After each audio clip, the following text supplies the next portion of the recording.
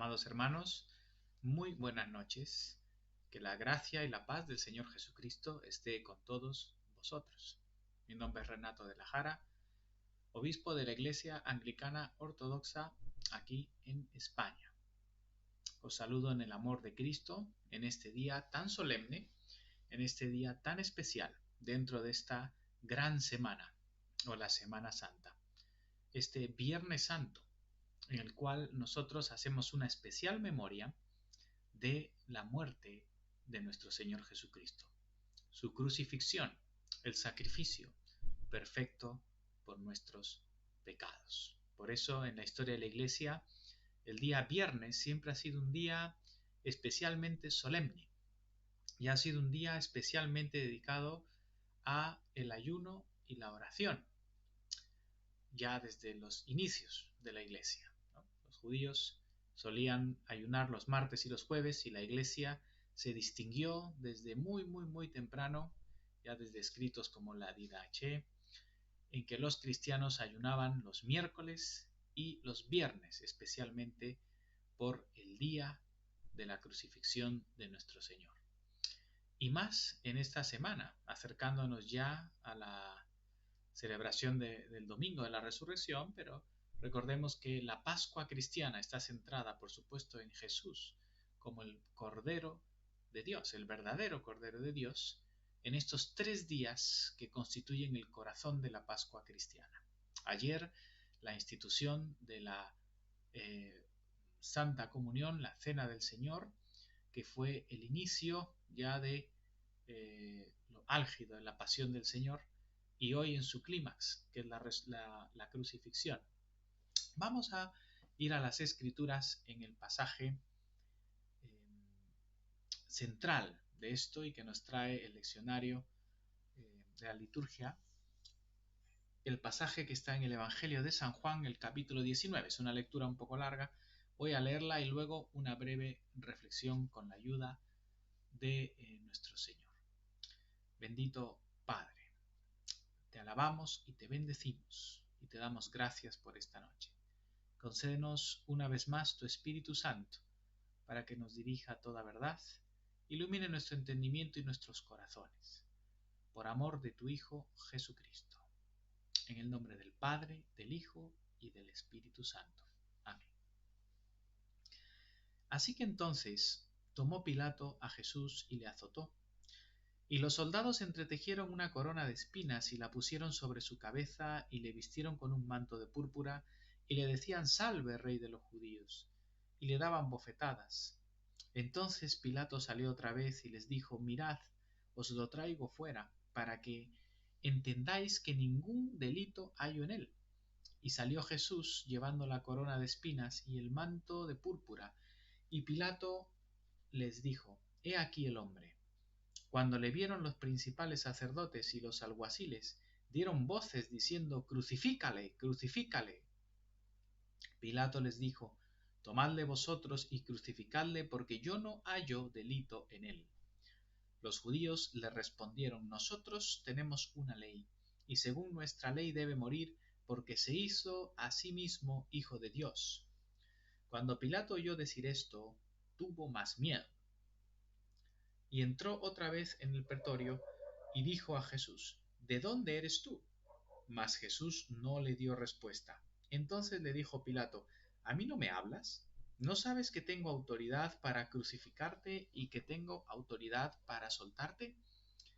Respondió Jesús: «Ninguna autoridad tendrías contra mí si no te fuese dada de arriba. Por tanto, el que a ti me ha entregado mayor pecado tiene». Desde entonces procuraba Pilato soltarle, pero los judíos daban voces diciendo: «Si a éste sueltas, no eres amigo de César. Todo el que se hace rey, a César se opone». Entonces Pilato, oyendo esto, llevó fuera a Jesús y se sentó en el tribunal en el lugar llamado el Enlosado, y en hebreo Gábata. Era la preparación de la Pascua y como la hora sexta. Entonces dijo a los judíos: «He aquí vuestro rey». Pero ellos gritaron: «Fuera, fuera, crucifícale». Pilato les dijo: «¿A vuestro rey he de crucificar?». Respondieron los principales sacerdotes: no tenemos más rey que César. Así que entonces lo entregó a ellos para que fuese crucificado. Tomaron pues a Jesús y le llevaron. Y él, cargando su cruz, salió al lugar llamado de la Calavera, y en hebreo Gólgota, y allí le crucificaron, y con él a otros dos, uno a cada lado y Jesús en medio. Escribió también Pilato un título que puso sobre la cruz, el cual decía: Jesús Nazareno, Rey de los judíos. Y muchos de los judíos leyeron este título porque el lugar donde Jesús fue crucificado estaba cerca de la ciudad, y el título estaba escrito en hebreo, en griego y en latín. Dijeron a Pilato los principales sacerdotes de los judíos: no escribas rey de los judíos, sino que él dijo: soy rey de los judíos. Respondió Pilato: lo que he escrito, he escrito. Cuando los soldados hubieron crucificado a Jesús, tomaron sus vestidos e hicieron 4 partes, una para cada soldado. Tomaron también su túnica, la cual era sin costura y de un solo tejido de arriba abajo. Entonces dijeron entre sí: no la partamos, sino echemos suertes sobre ella, a ver de quién será. Esto fue para que se cumpliese la escritura que dice: repartieron entre sí mis vestidos y sobre mi ropa echaron suertes. Y así lo hicieron los soldados. Estaban junto a la cruz de Jesús su madre y la hermana de su madre, María, mujer de Cleofas, y María Magdalena. Cuando vio Jesús a su madre y al discípulo a quien él amaba, que estaba presente, dijo a su madre: mujer, he ahí a tu hijo. Después dijo al discípulo: he ahí tu madre. Y desde aquella hora el discípulo la recibió en su casa. Después de esto, sabiendo Jesús que ya todo estaba consumado, dijo, para que la escritura se cumpliese: tengo sed.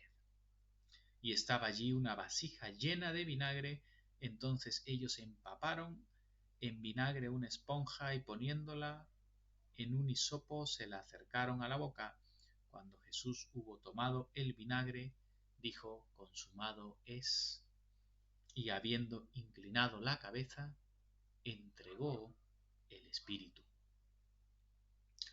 Entonces los judíos, por cuanto era la preparación de la Pascua, a fin de que los cuerpos no quedasen en la cruz en el día de reposo, pues aquel día de reposo era de gran solemnidad, rogaron a Pilato que se les quebrasen las piernas, y fuesen quitados de allí. Vinieron pues los soldados y quebraron las piernas al primero, y asimismo al otro que había sido crucificado con él. Mas cuando llegaron a Jesús, como le vieron ya muerto, no le quebraron las piernas. Pero uno de los soldados le abrió el costado con una lanza, y al instante salió sangre y agua. Y el que lo vio da testimonio, y su testimonio es verdadero, y él sabe que dice verdad, para que vosotros también creáis, porque estas cosas sucedieron para que se cumpliese la escritura: no será quebrado hueso suyo. Y también otra escritura dice: mirarán al que traspasaron. El Señor bendiga su palabra en nuestros corazones. Amados, hemos llegado a este momento tan solemne, esta larga lectura del momento cumbre de la pasión del Señor. Y solamente quiero apuntar unos aspectos sumamente profundos acerca de este momento tan solemne, de este momento que realmente constituye el centro de nuestra salvación. El Señor llega a la cumbre de su pasión cuando, ya estando en Jerusalén, ayer vimos la última cena que él celebra, y después de esto el Señor va al Getsemaní. Ya la traición de Judas está en movimiento. En este mismo Evangelio de Juan podemos ver claramente cómo la actividad satánica, diabólica, se intensifica en esos momentos. Estamos viendo cómo Juan relata que ya en esos momentos de la cena, el diablo entra en Judas. O sea, él ya ha llegado a un punto de endurecimiento en el que se ha entregado a las tinieblas. Satanás entra y allí se ve todas las artimañas del maligno, orquestando todas las tinieblas que empiezan a rodear a Cristo hasta llevarlo al momento de la cruz. Satanás quiere destruir al Hijo de Dios, quiere quitarlo de en medio. Lo que pasa es que Satanás, aunque es un ángel caído muy poderoso, él no es omnisciente, él no es Dios, él no sabe lo que está haciendo. Y al orquestar todo esto, providencialmente Dios está dirigiendo todo a la victoria de Cristo y a la destrucción de Satanás, del pecado y de la muerte. Pero ese movimiento de orquestar toda la maldad y las tinieblas alrededor de Cristo es altamente notorio en estos momentos previos a la cruz. Toda la maldad, el pecado, las tinieblas de este mundo, la cobardía, están alrededor de Cristo de una forma intensa.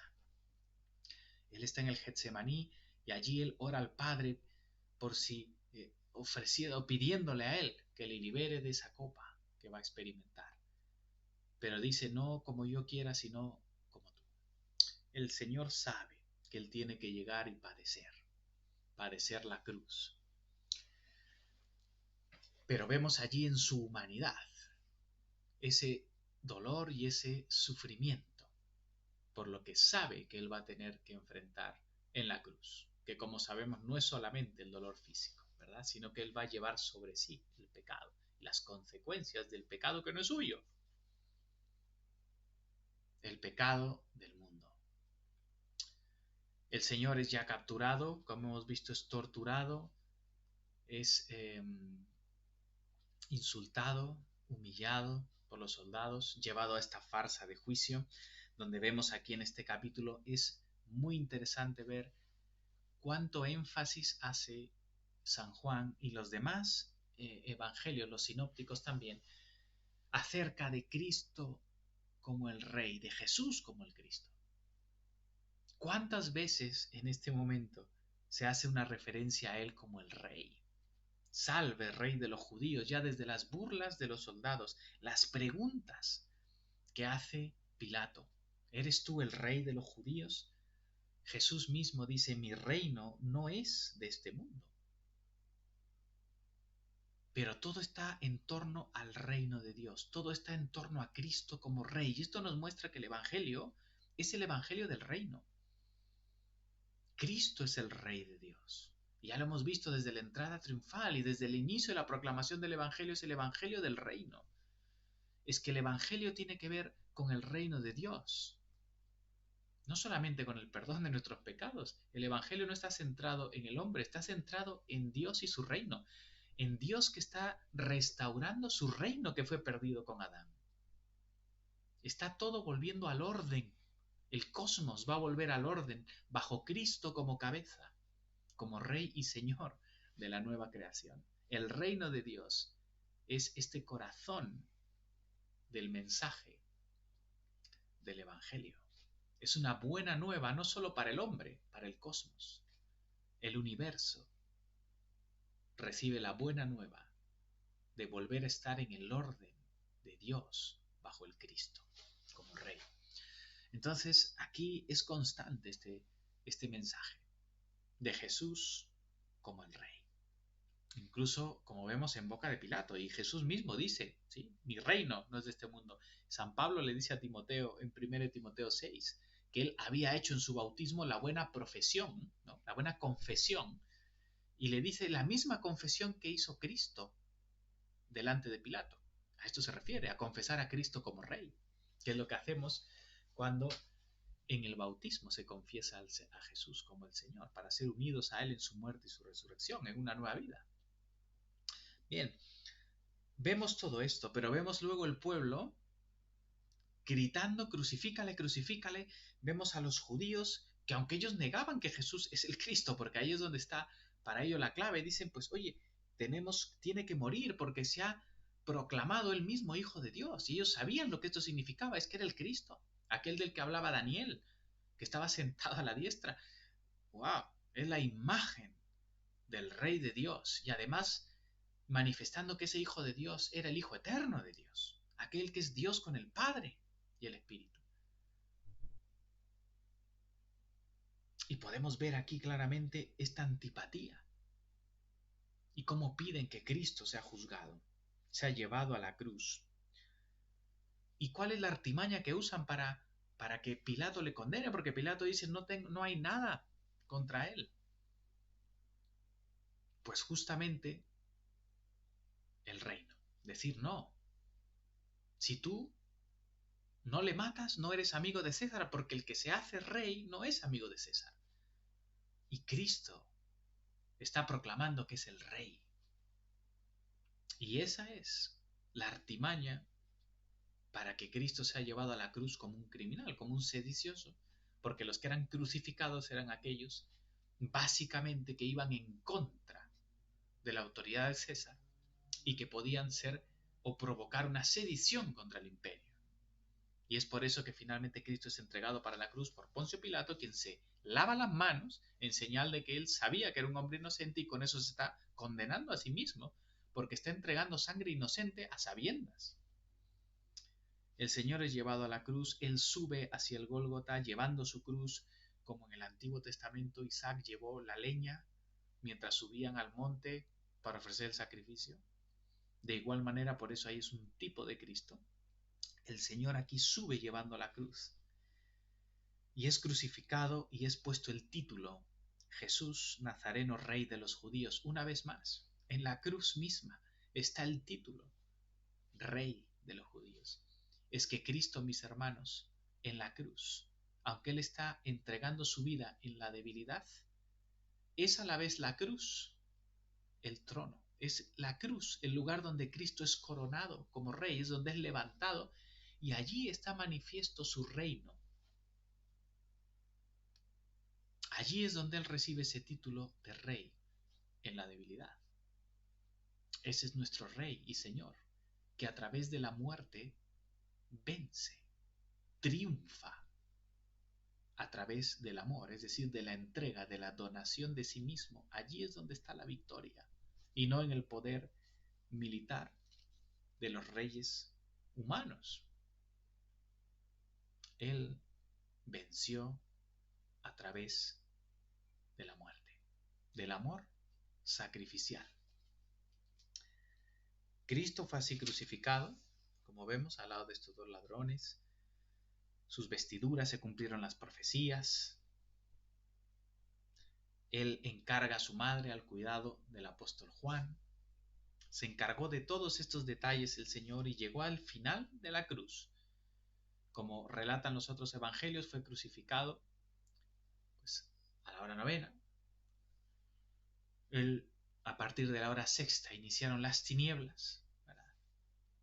Perdón, a la hora sexta iniciaron las tinieblas y a la hora novena es cuando el Señor da esa voz de consumado es, Elí, Elí, lama sabactani primero y después consumado es, y entrega el Espíritu. Entrega el Espíritu. La crucifixión empezó a la hora tercia, a la hora sexta, las tinieblas, y a la hora novena, el Señor entrega el Espíritu. Él entrega el Espíritu. Nadie le quita la vida, Él la da. Recordemos que aquí en la cruz, en todos estos padecimientos, y lo sombrío y doloroso que es leer la pasión del Señor, es Él el que entrega su vida. Nadie se la quita. Aunque como hemos visto, Satanás está moviendo los hilos y vemos la maldad y el pecado alrededor de Cristo en todos estos eventos. Pero es Él el que entrega su vida. Cuando Él está en la cruz, Él está ejerciendo como sumo sacerdote, quien entrega a la víctima, pero también está ejerciendo como Cordero de Dios. Inmolado, el que entrega su vida, Él la da. Después de haber dicho, consumado es. El gran misterio de la cruz, Elí, Elí, lama sabactani, Dios mío, ¿por qué me has abandonado? Cristo experimenta en la cruz el peso de nuestros pecados. Todo nuestro pecado, nuestra culpa es puesta sobre Él y todo el mal de este mundo. Toda la violencia, la maldad, la cobardía, todas esas tinieblas, hubo tinieblas en la tierra, rodean a Cristo. Es como que todo el mal de este mundo se resume en Él. Y Él satisface el precio, la deuda. Él asume en sí mismo todo esto y satisface la justicia de Dios. Pone todo en orden otra vez en la cruz. Eso es lo que no sabía Satanás. Llevándole a la cruz, Satanás pensaba que se iba a quitar de en medio al Hijo de Dios. Lo que no sabía era que la muerte de Cristo era la muerte de la muerte. Iba a ser la destrucción de su imperio, del reino de Satanás, del príncipe de este mundo. Por eso es que en Hebreos, en el capítulo 2, versículo 14, ¿no?, dice lo siguiente.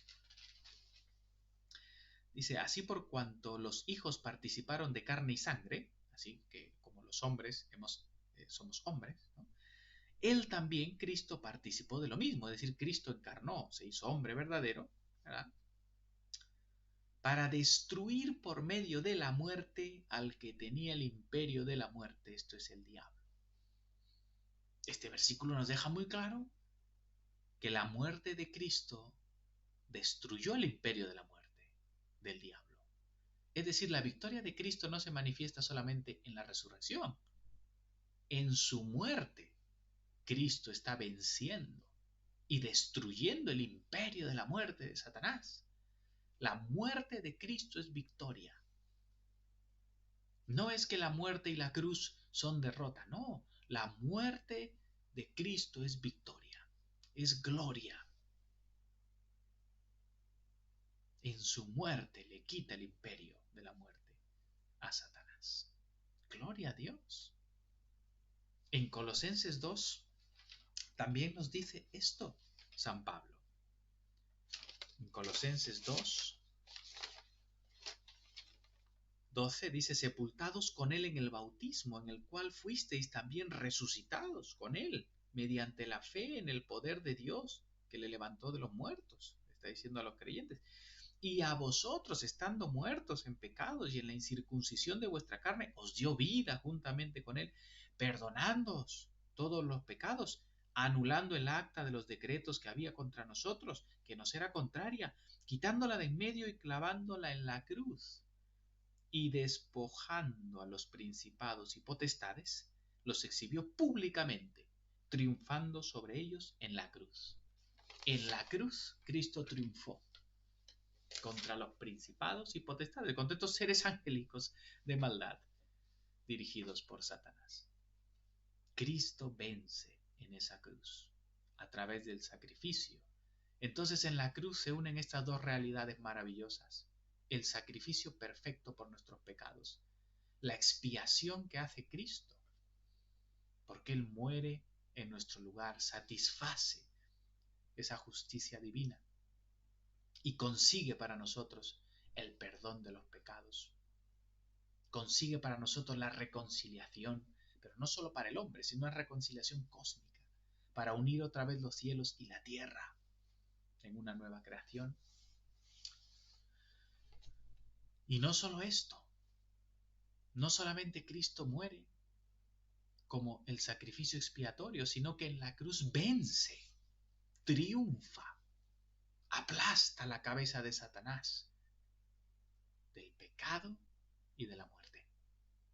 Son vencidos en esa cruz gloriosa. Después de este hecho maravilloso de la cruz, nos cuenta San Juan, nos dice San Juan,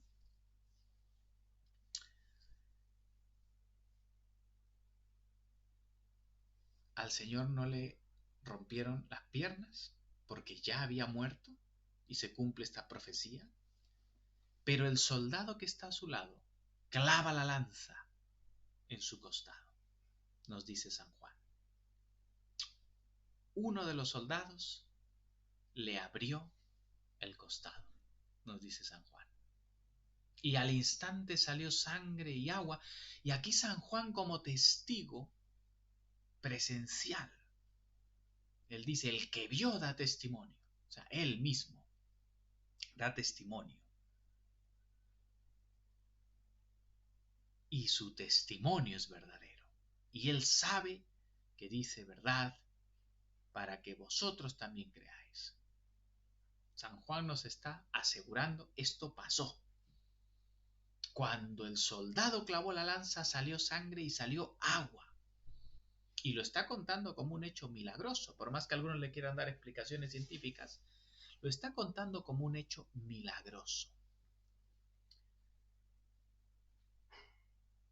Desde muy antiguo en la Iglesia, desde los primeros padres de la Iglesia, este hecho ha tenido una interpretación muy espiritual y muy profunda.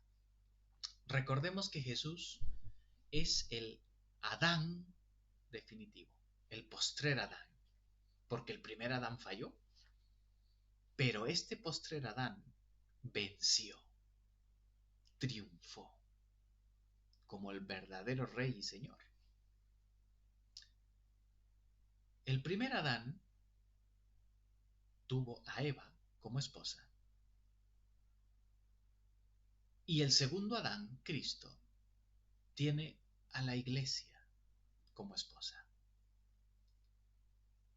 Eva es figura de la Iglesia. ¿De dónde salió Eva? Eva fue creada de la costilla, del costado de Adán. ¿De dónde nace la Iglesia? Del costado de Cristo. Ya en la Iglesia antigua se veía claramente aquí una referencia al nacimiento de la Iglesia en la sangre y el agua. El inicio de la Iglesia.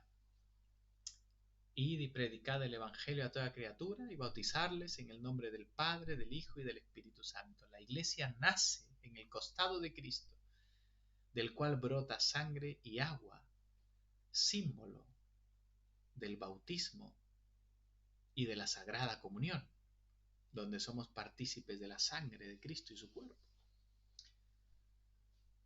La Iglesia nace del costado de Cristo. La Iglesia nace de Cristo mismo como su esposa. Y estos sacramentos, que por supuesto, plenamente unidos a la palabra de Dios, nos unen a Cristo desde que nacemos en Él, muriendo y resucitando juntamente con Él en el bautismo, y sosteniendo nuestra vida en el alimento espiritual del cuerpo y la sangre del Señor. Hermanos, este día tan importante, en un sentido doloroso por la pasión del Señor, y en otro sentido glorioso entendiendo su victoria en la cruz, que sea un día de profunda reflexión, meditación en este misterio glorioso de la cruz, y que podamos cada vez más afirmar nuestra fe en el Señor y seguirle, perseverar en una fe fiel. Que estés dedicando este tiempo a profundizar en el Señor. Que la gracia del Señor Jesucristo, el amor de Dios el Padre y la comunión del Espíritu Santo sea con todos nosotros, ahora y por siempre.